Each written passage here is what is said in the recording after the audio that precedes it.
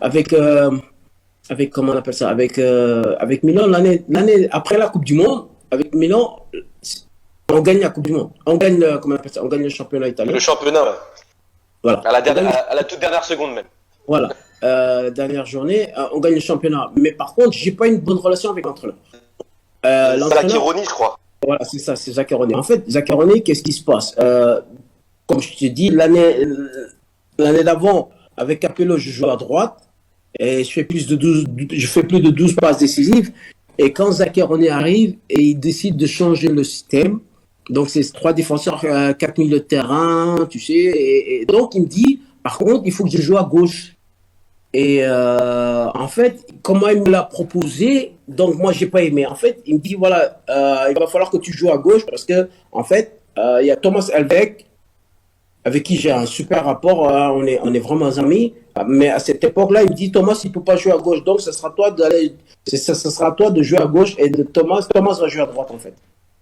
Et moi je lui dis écoute, avant de pouvoir décider ça, je pense que tu devrais regarder par rapport à mes stats, vu que j'ai fait plus de 12 passes décisives à droite, et il me dit c'est ça ou tu joues pas.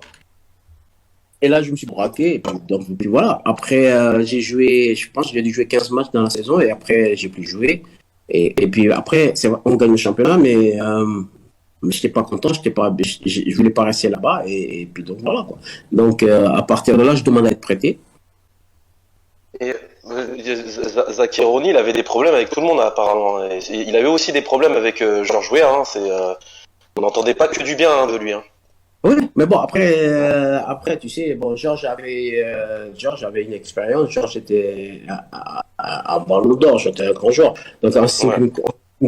en ce qui me concerne, j'ai pas fait la Coupe du Monde. Donc, aujourd'hui, sur le moment là, donc, je suis pas celui qui est en force. Tu vois ce que je veux dire? Ouais. Et donc, comme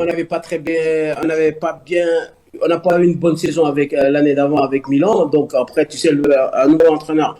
Et pour le club, c'était normal qu'il fallait qu'il lui donne le plein pouvoir. Tu vois ce que je veux dire? Ouais, ça c'est quand il y a des changements d'entraîneur, des fois c'est pas simple.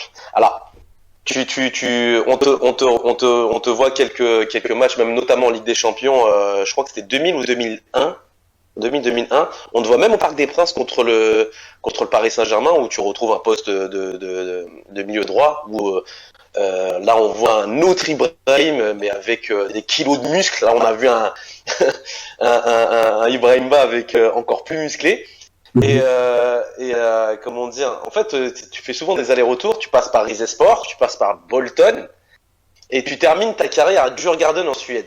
Alors quand tu te retournes, Ibrahim Ba sur ta carrière, est-ce que est-ce que t'es quand même fier de ta carrière tout de même? Oui, bien sûr. Euh, Surtout là où je sors, là où je démarre, et puis par rapport à mon enfance, et puis voilà quoi. Je pense que de pouvoir avoir de la chance de jouer à haut niveau, ce qui veut dire jouer dans le championnat français, en première division, de pouvoir évoluer en équipe de France, jouer dans un des plus grands clubs au monde, le Milan AC, d'y avoir gagné championnat, coupe d'Europe, bien sûr. Après, je pense que pour tout joueur, euh, on veut toujours le maximum. On veut toujours arriver au plus haut niveau. Parfois certains y arrivent, parfois certains n'y arrivent pas. Après, par la suite, je pense que tu dois toujours être positif. Et je pense que voilà quoi, il faut être positif parce que grâce au football, j'ai connu plein de personnes. J'ai connu plein de cultures, d'histoires et puis voilà, c'est quelque chose d'extraordinaire.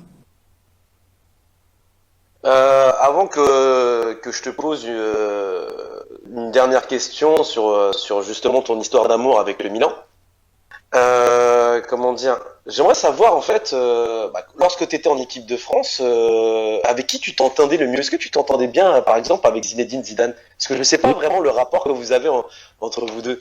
Je sais qu'il était content lors du match du Portugal quand tu as marqué le but, Mais Mhm. est-ce que tu es en contact encore avec lui? Est-ce que Oui, tu comment oui. avec qui tu es encore en contact en fait avec les anciens de l'équipe de France?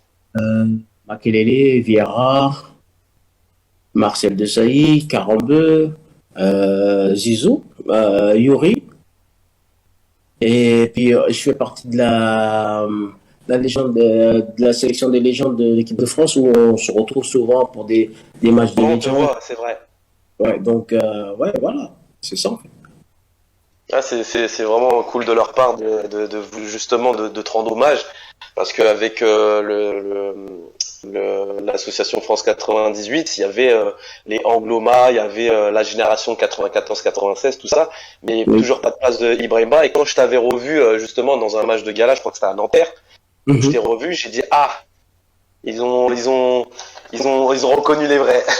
Donc Oui, donc il y a eu le match, c'était quoi? C'est l'anniversaire de 20 ans en fait, ouais, c'est ça, ouais. la Coupe du Monde C'était 98. Et on a été invité. Et puis bon, après, je pense que comme, il faut aller de l'avant. Et pour moi, c'était, je sais que je faisais partie de cette équipe-là et je méritais. Et donc, quand ils m'ont invité, bah, c'est avec grand plaisir, avec grand plaisir que je suis allé. Et la question, Ibrahim, avec toute ta carrière, tous les entraîneurs que tu as vus, tous les joueurs que tu as vus, quel est l'entraîneur qui t'a le plus inspiré? Quel est le joueur qui t'a le plus impressionné aussi? Alors, je pense que par rapport aux entraîneurs, tous les entraîneurs que j'ai eus m'ont donné quelque chose, m'ont apporté quelque chose. Donc, mon premier entraîneur, c'était Pierre Mankowski. Après, j'ai eu Guy Super David. entraîneur. Euh, Ouais. Guy David, paix à son nom, qui est décédé au Havre. Et donc, après, j'ai eu Roland Courbis, Fabio Capello. Et comment il était Capello? Est-ce qu'il était aussi dur Ouais, qu'on le voit, aussi intransigeant quand on le voit à la télé? Parce qu'on a l'impression le que plus dur de le tous type ne parle de tous pas. les entraîneurs que j'ai eus, c'était le plus dur. Et ses entraînements, et surtout, disons que à l'entraînement, c'était avec lui, tu pouvais pas parler pendant les entraînements, et après les entraînements, tu pouvais seulement parler qu'après les entraînements.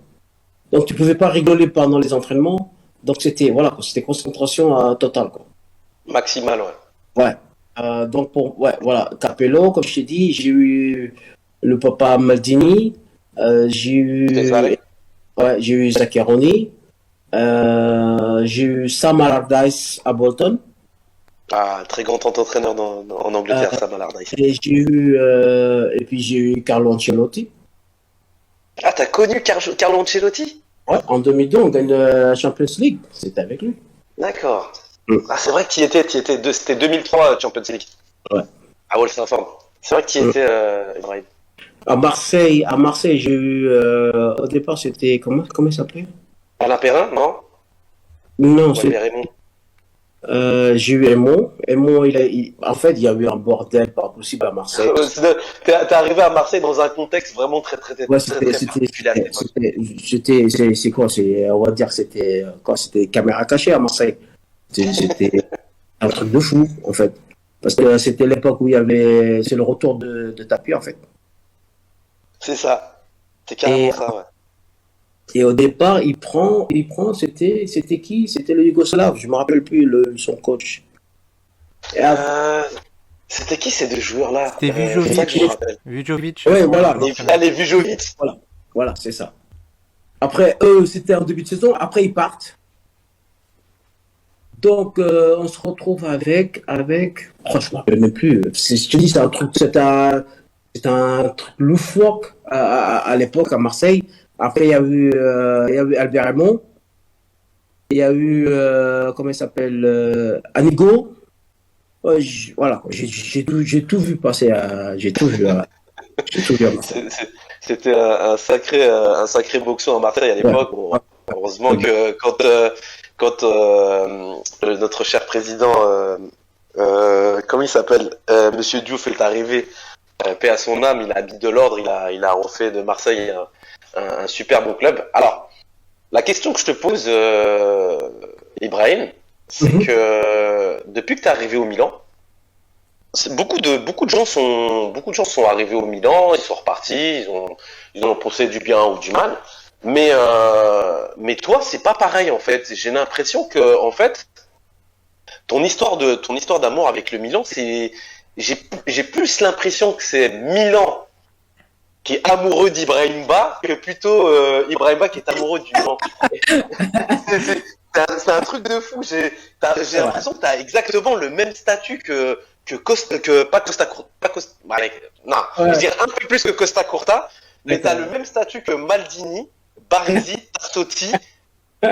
Et j'ai l'impression que t'as le même statut que. Raconte-nous, c'est quoi, comment ça se fait qu'au Milan on aime Ibrahimba? Enfin, je parle de la direction du club, tout ça. Je comprends ce que tu veux dire. Bah, je sais pas, en fait, voilà,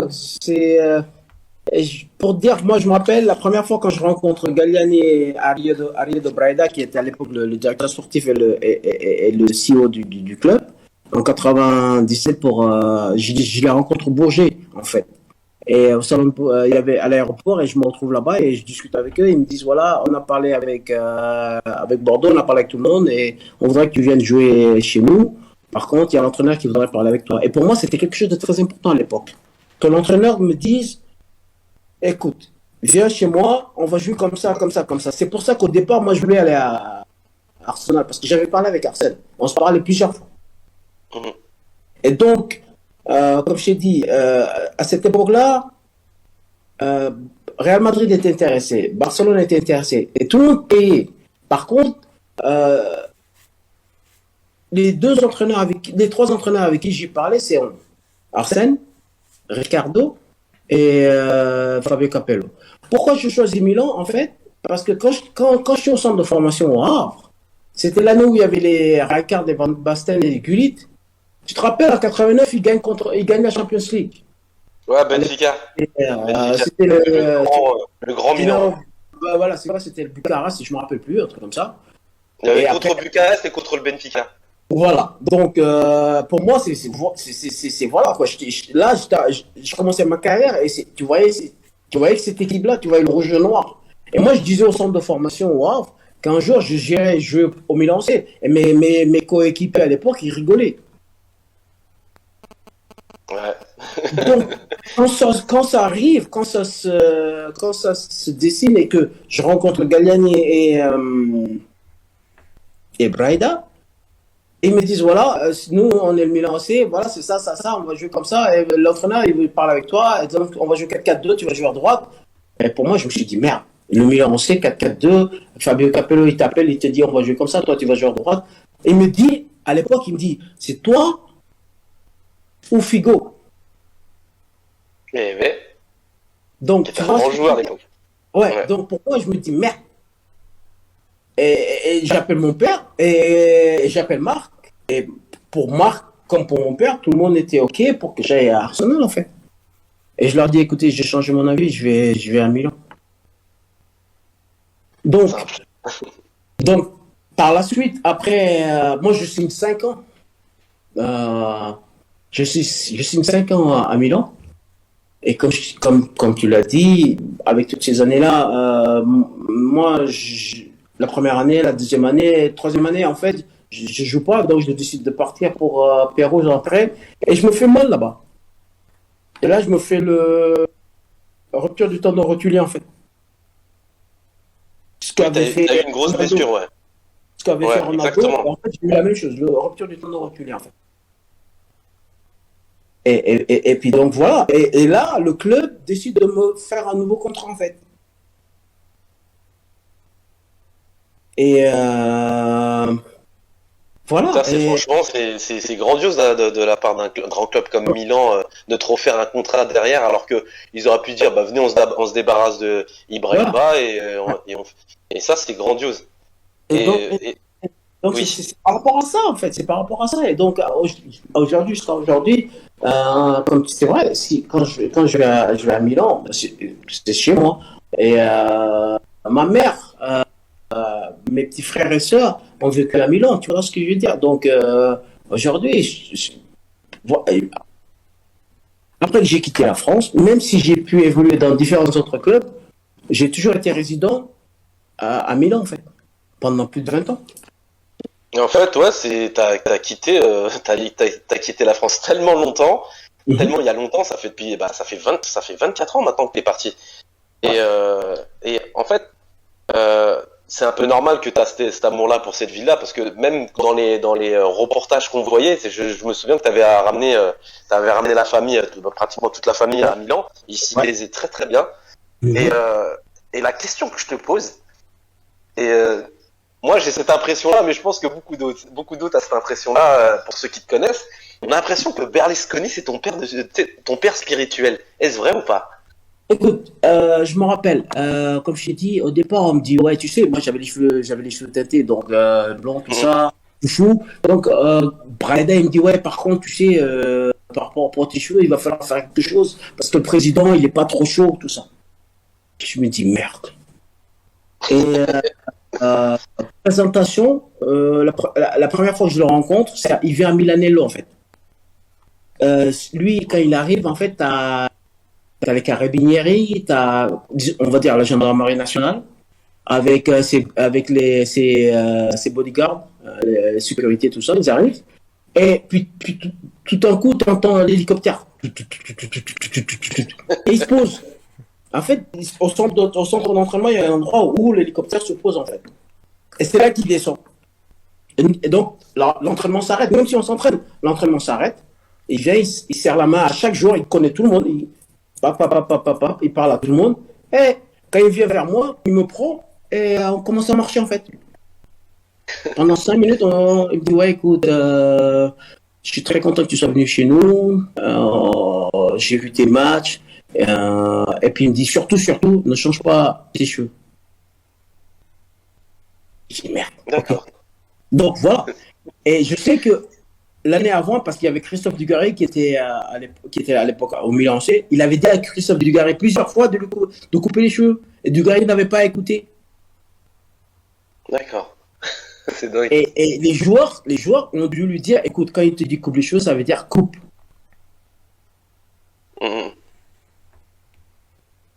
Et toi, pourtant, t'as pas gardé tes cheveux blonds. Non, après, c'est par la suite. Bon, après, tu sais, bon, voilà, quoi. Tu sais, t'es encore jeune, tu te dis, ouais, bon, on va changer de look, tu vois. Donc, c'était comme ça, quoi, en fait. Mais au départ, ouais, je te dis, j'ai eu la pression, je l'ai eu, parce que quand il vient me voir, je me dis, qu'est-ce qu'il va me dire? Et puis, voilà, il me dit, voilà, amuse-toi, je t'ai vu jouer, je suis très content que tu sois là. Donc, pour tes cheveux, t'inquiète, ne t'occupe de rien, reste comme ça, et puis voilà. Mais cette histoire de cheveux peroxydés, c'est comme tout le monde, Dennis Rodman qui vous a inspiré, ou c'est un délire tout seul comme ça? Non, pour moi à l'époque, ça part de ça, c'est Dennis Rodman, parce que j'étais en vacances à Miami.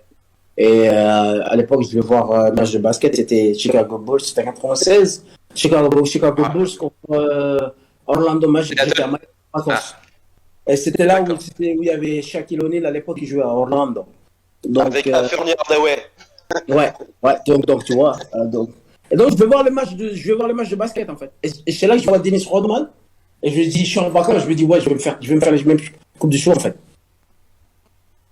Bah, ça a plutôt bien marché parce qu'en fait, même dans les jeux vidéo, on voyait un joueur peroxydé, c'était toi. Et c'était sûr que c'était toi, et c'était même une marque de fabrique.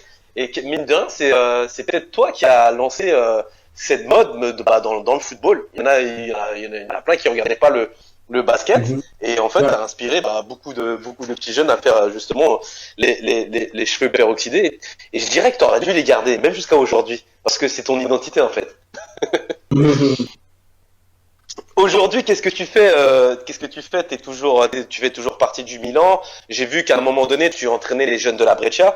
Maintenant, tu fais quoi, Ibrahim? Écoute, aujourd'hui, je recrute, je suis recruteur pour le Milan AC, pour la première équipe, et aussi pour le centre de formation, dont nous sommes 15 recruteurs. D'accord. Et puis on a chacun nos régions, et puis voilà, quoi. Après, par la suite, j'ai mes diplômes d'entraîneur. J'ai l'UEFA A. Ah oui. Ce qui me permettrait d'entraîner en Primavera. Ah, en France même. Ah, en France. En fait, c'est la loi, le FAA, normalement, tu peux entraîner en national, jusqu'à la Ouais, nationale. c'est jusqu'à national, ouais. C'était ce qu'on Voilà, appelle c'est ça. Et, donc, DEM, je crois. et tu peux être adjoint tu peux être adjoint en deuxième division Chez les et pros. première. Ouais. Donc voilà. Et je m'apprête à, à- je m'apprête à faire l'UEFA Pro aussi. J'espère bientôt. Je pense dans les prochains mois. Et puis, par contre, ouais, voilà, c'est ce que j'aspire à faire, à entraîner en fait. T'as conscience que là, vous changez de dimension, là. T'as conscience que les gens du Bahreïn, là, ils vont mettre les sous. Là, je sais pas comment ça va se passer. Est-ce que toi, on t'en a parlé? Est-ce que on t'a dit, voilà, t'auras plus de responsabilités ou pas? Ou est-ce que plus de Non, travail? Je sais pas. non, pour l'instant, ils sont tous en pourparlers, mais bon, il n'y a rien encore qui est défini. Donc, c'est vrai qu'ils ont de l'argent, mais je pense que l'argent que Elliott a, l'investisseur aussi, ils les ont, mais bon, on n'a pas discuté. On n'a pas discuté de savoir si on va avoir plus de moyens, par rapport au budget, tout ça. Et puis, je pense que aujourd'hui, ce qui se fait avec Milan, je pense que c'est génial parce que on a pris des joueurs que la plupart c'est des jeunes et on n'a pas beaucoup dépensé et qu'aujourd'hui on n'a pas beaucoup dépensé. Et par contre, aujourd'hui, beaucoup de ces joueurs-là vaut de l'or. Donc, je pense que c'est une idée aussi à avoir. Bien sûr, c'est le Milan aussi. Donc, c'est une équipe qui doit aspirer à gagner le championnat et à gagner la Champions League chaque année. Donc, si ça devait se faire et que si les nouveaux propriétaires sont OK pour dépenser de l'argent, ce serait génial. Mais je pense que le football d'aujourd'hui demande surtout beaucoup d'intensité et demande beaucoup d'avoir aussi surtout des joueurs qui ont faim. Et comme on peut le voir, quand tu as des jeunes joueurs qui ont faim, c'est intéressant. Quoi. Et moi, je suis plus vers de ce côté-là. Quoi. Est-ce que tu es en relation avec certains joueurs actuels du Milan AC, exemple Zlatan, Giroud, le petit Benacer Non, ou bien non. Tonali? Non? Non, Ils te parce voient qu'en pas? fait, si je les vois, je vais voir les entraînements à Milanello, tout ça. C'est des Mhm. joueurs que je connais, comme Bakayoko, tout ça. On discute, on parle. Ouais. Après, par la suite, c'est notre génération. Donc, ils savent d'où je viens, ils savent que bah voilà, j'ai joué au club et ils savent l'histoire du club. Donc voilà. Après, moi, je suis pas le gars qui va venir pour vous dire, qui va leur dire ouais, je suis tel. J'ai un boulot et après mon boulot, c'est surtout de reconnaître les joueurs qui peuvent être intéressants pour le club. Et pour l'instant, c'est ce que je fais. Mais comme je t'ai dit, l'idéal pour moi et ce que j'aspire. Et c'est ce que je cherche, c'est d'avoir une équipe à entraîner, bien sûr, pour le futur. Euh, comment dire, tu voudrais entraîner en Ligue 1, ou bien au Calcio? Où est-ce que tu où est-ce que tu t'aimerais être en fait? Écoute, je parle plusieurs langues, donc je pense que c'est déjà quelque chose de très important. Super important même. Et puis surtout, par la suite, je pense que tout dépend de l'opportunité que tu vas avoir et aussi surtout de l'objectif que les clubs euh, vont vouloir et à ceux qu'ils aspirent. En ce qui me concerne, je te dis, donc si je parle français, je parle italien, je parle anglais. Aujourd'hui, je crois que c'est quelque chose de très important quand tu veux faire ce métier-là et puis surtout parce que tu te retrouves avec beaucoup de joueurs qui viennent de partout et parce que le football a changé et que surtout les joueurs peuvent venir de partout et par rapport à ça, je pense que c'est quelque chose de très important. Alors on arrive à la fin de cette interview. Je te pose la dernière question. Qu'est-ce qu'on peut te souhaiter à l'avenir, Ibrahimba, et quels sont tes projets futurs? Bah, souhaite-moi la bonne santé, Surtout, de trouver une équipe et que tu puisses venir voir mes matchs et qu'on puisse discuter à la fin des matchs de ce que tu as pu voir sur avec grand plaisir. mais bon, Avec grand plaisir. surtout la santé, je pense que c'est la chose la plus importante.